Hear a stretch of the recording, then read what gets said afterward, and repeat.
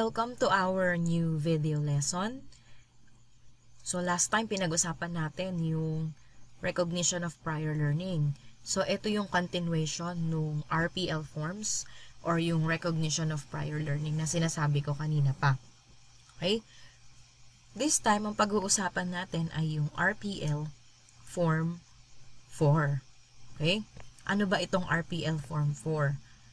Ang tawag dito ay Learner's Checklist of Competencies. Okay? So, dati, sa old form, ang tawag dito sa RPL Form 4 ay Learner's Checklist of Skills. Okay? Pero dahil new ALS forms na to at version 2020, ang tawag na sa kanya ay Learner's Checklist of Competencies. Okay? Kasi itong mga competencies ang gagamitin natin sa individual learning agreement. So, ituturo ko sa inyo kung paano sasagutin yung form na ito and then abangan na lang ninyo yung susunod na video lesson kung paano naman natin gagamitin yan sa individual learning agreement. Okay. Ayan. So, dati, ang RPL Form 4 ay ano lang siya, isang form lang siya para sa lahat ng level. Okay? Pero ngayong 2020, dahil aligned na tayo sa K-12, meron na siyang 4 na levels. Meron tayong Basic Literacy or BL. Meron din tayong Lower Elementary o LE. Meron din tayong Advanced Elementary o AE. At saka meron na rin tayong Junior High School. Dati kasi, yung isang form na yon ay applicable sa lahat ng levels. Pero ngayon, hindi na siya applicable, kaya ang ginawa nila ay iniba-iba nila ang mga competencies para sa iba't ibang level. So, kung ikaw ay elementary, dapat alamin mo rin kay teacher kung ikaw ba ay nasa lower elementary or advanced elementary. Para yung titignan mong checklist of competencies ay base doon sa level mo. Okay po? Ngayon, kung magtatanong kayo, ano ang basis ng inyong level? Naalala nyo, meron kayong unang test, yung functional literacy test. So, yung initial assessment na yon ang magsasabi kung ano ang inyong level. Okay? Kaya nga siya initial or diagnostic test. So, kung ang lumabas doon ay kayo ay lower elementary, possible na ang ibibigay sa inyo ni teacher ay lower elementary. Kung ang lumabas naman doon ay advanced elementary, ang ibibigay sa inyo ay advanced elementary. Ganon din ang junior high school. Okay. So, yung basic literacy or BL, since hindi naman kayo masyadong concerned dito sa basic literacy, para ito sa mga kinder to grade 1, okay, hindi na natin muna ito isasali sa video lesson na to. So, gagawan ko na lang siya ng another video lesson na nakapokus lamang sa basic literacy. So, skip muna natin to. Okay. So, naalala ninyo, meron tayong dalawang portfolio, di ba? Isang work folder at saka isang presentation portfolio. Ang ALS RPL Form 1, Form 2 at Form 3 ay dapat nakasali sa work folder, pero kapag magkakaroon na ng portfolio assessment, isasali yon sa presentation portfolio. Ngayon naman, pag-uusapan natin yung ika-4 na RPL form. Ang tawag dito ay Learner's Checklist of Competencies. So, ganun din siya, katulad ng mga naunang RPL forms, kasali din siya sa work folder. Pero kapag meron ng portfolio assessment at wish mo na i-assess yan, yung form na yan, o isa sa mga evidences, kailangan siyang isama sa presentation portfolio. Yan. Okay? So, paano nga ba sasagutin ang form na to? Pero bago yon, alamin muna natin kung para saan itong mga para saan ba itong form. Okay? Basahin muna natin yung description. This form is used to assess the learner's competencies in communication skills, English and Filipino, scientific literacy, and critical thinking skills, mathematical and problem-solving skills, understanding the self and society, and digital citizenship. The results serve as the basis for the development and completion of the individual learning agreement. Ito yung sinasabi ko sa inyo na individual learning agreement.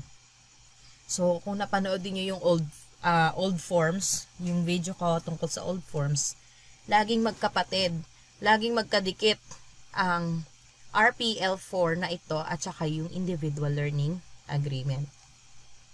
The ALS teacher may assist the learner to complete this form if the latter is not confident to do so at the start of the learning sessions.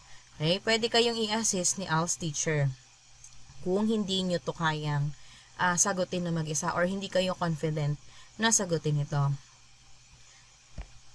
The learner with the assistance of the ALS teacher should read through the list of competencies and discuss those he or she already possesses and wants to learn. So, sabi dito, pwede nyo pag-usapan ni teacher kung alin yung mga alam mo na, doon sa mga hindi mo pa alam, o kaya yung mga hindi mo pa alam na gusto mong matutunan. Ayun. So, pag-uusapan nyo yun. The information on this form should be used by the ALS teacher to help the learner develop the individual learning agreement. Ito na nga yung sinasabi ko. O yung ALS Assessment Form 1. Yan. The form should be included in the working portfolio. So, ito na rin yung sinasabi ko kanina. Kasali dapat itong form sa inyong working portfolio. Pero, it should be also included as one of the selected items for the presentation portfolio if or when the learner decides to have the portfolio assessed as part of the expanded ANE certification system. So, katulad nga na sinasabi ko kanina, ilalagay nyo itong form na to doon sa presentation portfolio kapag ka magkakaroon na kayo ng portfolio assessment. Okay. Meron lang ako idadagdag dito. Each month, the ALS teacher should review this form to determine the progress that has been made by the learner. So, kada buwan daw, si ALS teacher ay kailangan niyang i-review itong form. So, ibig sabihin, every month kayong mag-a-update ng form na to. Every month ninyong ipapacheck kay teacher yung form na yan. Okay?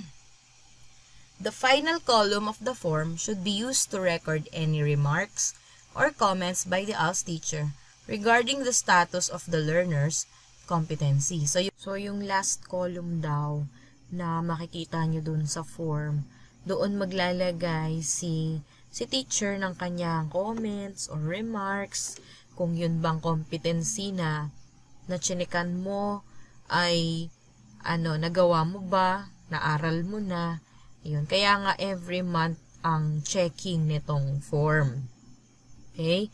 Tapos dito sabi niya, the individual learning agreement or the ALS assessment form 1 should be updated if the learning goals have been successfully accomplished by the learner. Okay? So, kung na-accomplish niyo na, kung nagawa na ninyo yung nandoon sa checklist dito sa ALS RPL form 4, ay i-update niyo rin yung ALS assessment form 1, yung individual learning agreement. So, sabi ko nga gagawa natin ng panibagong video lesson kung paano gagawin yan. Okay? And then, if a competency was originally rated as letter D, and the learner now changes his or her mind and wishes to start learning this competency, a new individual learning agreement should be prepared. Okay, ano yung sinasabi ko dito? Tingnan dito sa form. Kung mapapansin nyo dito, meron tayong 4 na letters A, B, C, at D. At bawat letter na yan ay meron silang description. Pag A, I can do this well, or may sapat na akong kakayahan para gawin yan. So, kayang-kaya mo nang gawin pag letter A. Pag letter B naman, kaya mo siyang gawin, pero gusto mo pang matutunan. Diba? Pag letter C naman, ito talaga gusto mo siyang matutunan. Pag letter D, gusto mo siyang matutunan, pero hindi pa sa ngayon. Okay? O hindi muna ngayon. So, ano yung sinasabi niya dito? if a competency was originally rated as D. So, kapag naglagay daw kayo ng check dito sa letter D, okay, pagka gusto nyo na siyang aralin, okay, kasi as you go along the school year, minsan may mga competencies dyan na akala mo ayaw mo munang aralin. Pero biglang magugustuhan mo na siya, 'di ba? So, kung originally, sa unang gawa mo nitong checklist ay letter D ang sagot mo, ang sabi niya dito, kailangan new individual learning agreement should be prepared. So, pwede mo siyang, wag nang baguhin dito sa form. Ang gagawin mo na lamang ay babaguhin mo ngayon o gagawa ka ng bagong, wala kang babaguhin gagawa ka ng bagong individual learning agreement para sa competency na nandito sa letter D. Okay? So, ituturo ko pa yon sa inyo sa mga susunod na lesson. Pero this time, madali lang to. Ang gagawin nyo lang naman ay sasagutin nyo lang naman batay sa 4 na letters na yan. Okay? So, isa-isay natin yung parts. Siyempre, yung name ng learner, yung inyong community learning center, okay? At inyong ALS teacher, okay? Tingin dito sa kaliwa, level. Sabi ko sa inyo, yung learner's checklist of competencies ay merong 4 na uri. Depende sa 4 na levels. Ano yung 4 na levels? Basic literacy, lower elementary, advanced elementary, at junior high school. So, itong form na nakikita nyo sa inyong screen ay anong level? Yes, yan ay nasa lower elementary level. Okay, ito yung nasa grade 2 to grade 3. Yun. So, ito yun. So, sabi niya dito, directions below is a list of competencies. Please check the column A, B, C, or D that best matches your learning goals. So, nasaan yung inyong competencies? Ayun, nandyan lahat ng competencies.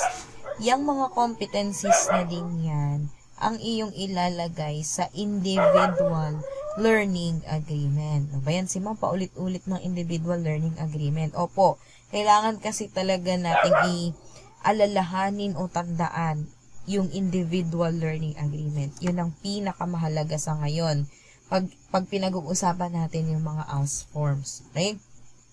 Tapos, eto naman, yung ating mga learning goals o yung ating layunin sa pagkatuto. So, nabanggit ko na kanina na kapag letter A, kaya mo nang gawin. Okay? Sabi niya dyan, may sapat na akong kakayahan sa gawaing to. O, kaya may sapat na akong kakayahan na gawin ito.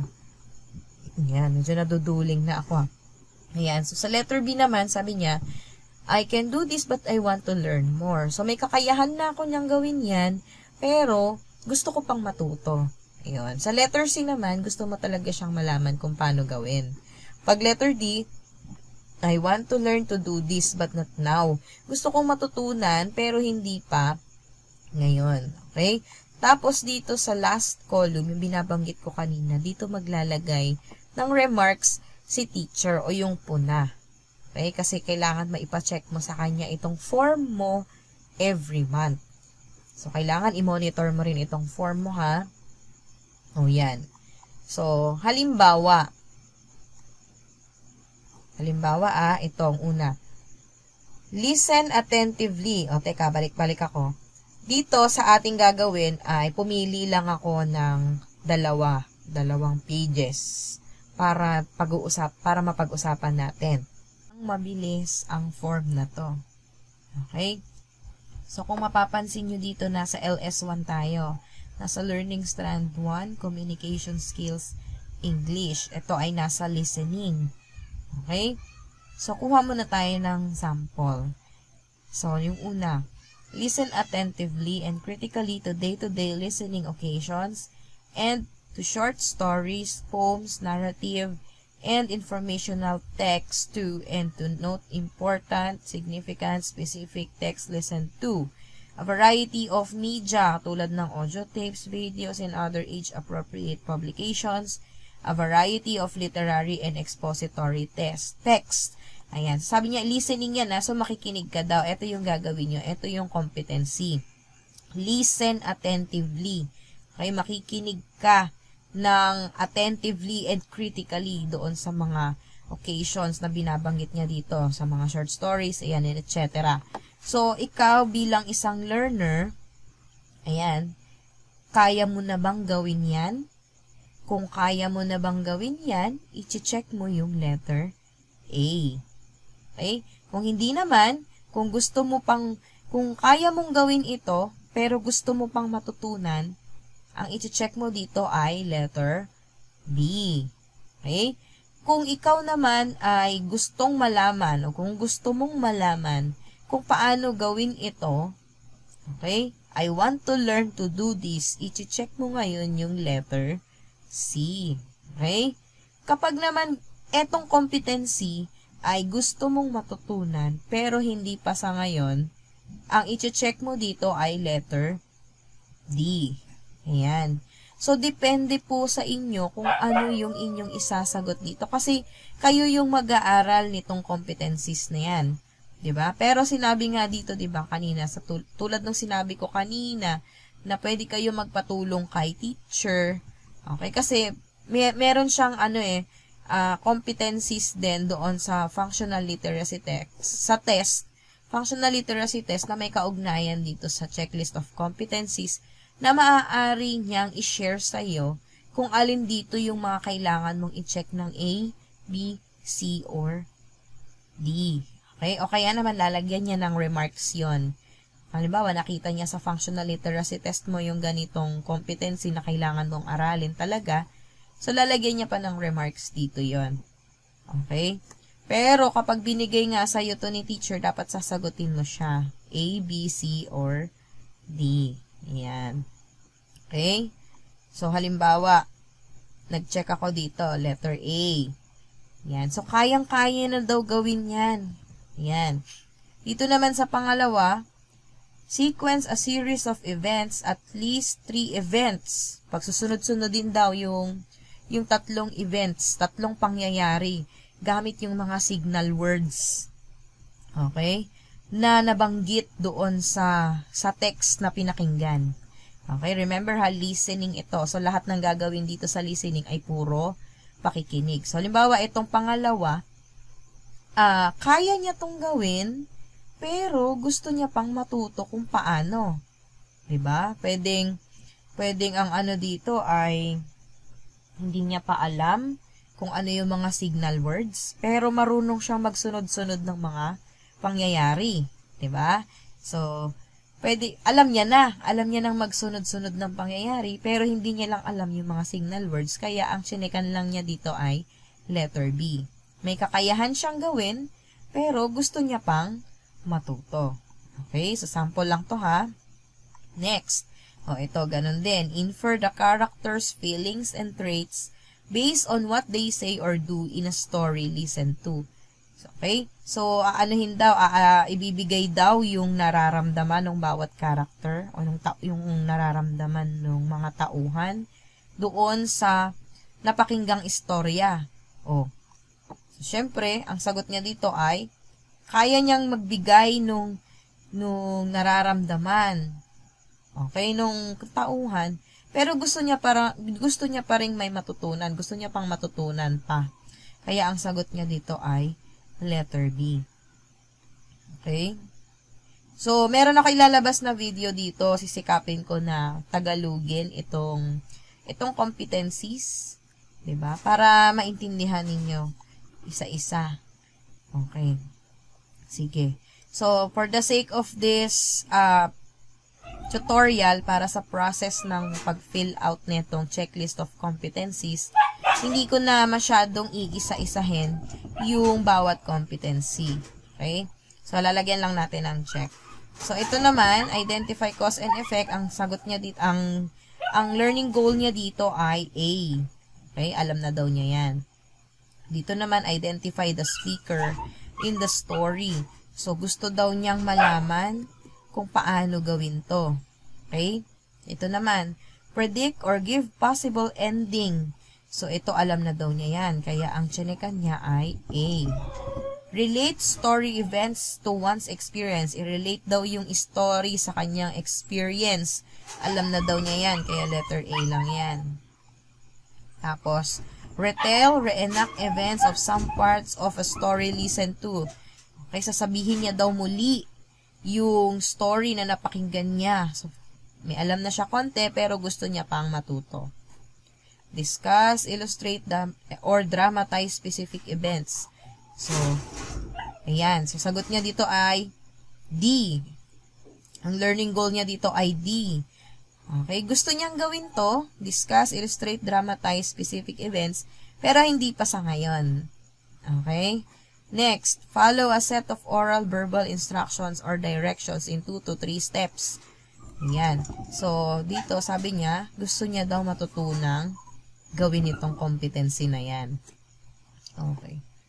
So, kung mapapansin niyo dito sa checklist natin, hindi po lahat ay nasa A, hindi lahat ay nasa B, hindi lahat ay nasa C, okay? Hindi rin lahat ay nasa D. So, paiba-iba siya. Depende sa competency at depende sa learning goal mo. Okay? So, pasensya na kayo, at medyo maingay yung aking aso. Ayan. Kung mapapansin nyo dito sa form, page 5 na to kaagad, diba? Page 1, tapos nagpunta na ako ng page 5. Kasi sabi ko nga, pinili ko lang yung mga forms para makita nyo lang kung paano sasagutin yan. So, tingnan nyo yung dulo o writing na. Okay? So, ito kasing checklist of competencies ay meron siyang 6 na learning strand. Kasama na yung digital citizenship o yung LS6. Kaya napakarami niya. 35 pages yan. O, diba? Bongga. Kailangan mag-produce ng ganyang karami. Kung wala namang pang-produce ng ganyang karami, baka pwede sa agreement na lang ninyo ni teacher kung paano nyo sasagutin o paano gagawin itong form. Diba? Kasi naintindihan ko naman yung iba ay walang pang-pa-photocopy. Yun. Okay? So, padadaanan natin yung iba't ibang levels mamaya. So, bawat form kako, wag kakalimutan yung learner's signature over printed name. Huwag nyo kakalimutan yung inyong pangalan. Yan ang pinaka dapat na aalalahanin nyo sa lahat ng forms. Tsaka yung inyong pirma. Tapos yung date kung kailan pinasa, yung pangalan ng teacher, at yung date kung kailan niya yan nakuha. Ayan. Ito yung RPL4 ng lower elementary. Diba? Kung makikita ninyo ay talagang napakarami, diba? So, lahat yan ay sasagutin ninyo. Lalagyan nyo lang naman ng check A, B, C, or D.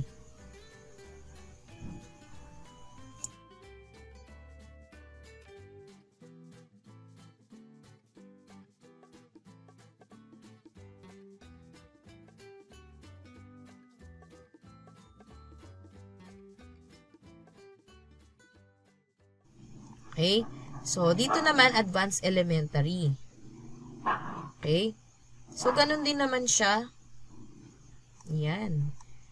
Okay? So, bibigay lang ako dito ng sample na checklist. Ayan, nakikita nyo, advanced elementary, diba? So, makikita nyo yung mga checklist na yan ay makakatulong din talaga. So, tatandaan nyo itong mga checklist na nilagay natin bilang halimbawa kasi gagamitin natin itong checklist sa pag-uusapan natin sa susunod yung individual learning agreement. Okay? Ayan. So, ganun din siya. O, biruin mo, ang advanced elementary level, meron kayong 66 pages na RPL4. O, diba? Mas bongga. O, tingnan nyo yung sa high school. Junior high school. So, ganun din naman siya. O, eto lang, meron na kayong makikita, level. So, madali talagang makita kung anong level. Ayan. Name of learner, community learning center, name of ALS teacher. So, ganun din, A, B, C, D lang. Ayan. So, ganun din siya. Ayan. So, lalagyan ko lang siya ng, ng check. Pero magagamit natin itong RPL4 na to sa individual learning agreement. Okay? Ang payo ko lang sa inyo, dapat, sagutin nyo to ng maayos, sagutin nyo to ng seryoso. Kahit na napakarami, tingnan nyo, junior high school, 67 pages. What? Diba? Sagutin nyo to ng seryoso, kasi, dyan namin malalaman, bilang teacher, dyan namin malalaman kung ano ba yung mga competencies na kailangan ninyong malaman ng husto. At alin doon yung alam nyo na, diba? Kasi kung alam nyo na, baka review na lang gagawin natin. Diba? Pagka naman talagang gusto nyo malaman, yung mga nasa letter C, yun yung talagang pagtutuunan namin ng pansin. Diba? Okay. So, ihabol ko lang, diba nabanggit niya kanina yung letter D? Pag meron daw kayo ditong originally check na competency na nasa letter D, kapag gusto niyo na siyang aralin kahit na hindi pa tapos yung isang taon, pwede niyo siyang aralin. Okay? Pero, kahit wag mo nang baguhin yung nandito sa learner's checklist of competencies, anong gagawin mo? Gagawa ka ngayon ng panibagong individual learning agreement. Okay? So, pinakita ko lang sa inyo na meron tayong check dito kasi gagamitin natin yung mga check na yan o gagamitin natin yung mga competencies na yan sa ating individual learning agreement. So, ayan. So, i-shoot na natin yung ating ALS RPL Form 4 sa ating presentation portfolio. Ayan. So, nandyan siya. Okay. So, kung may natutunan dito sa ating lesson, i-share nyo sa inyong mga kaklase para alam din nila kung paano sasagutin itong learner's checklist of competencies. Okay? So, thank you for listening. It's me, Teacher Mira. Abangan yung ating susunod na video lesson about individual learning agreement. See you!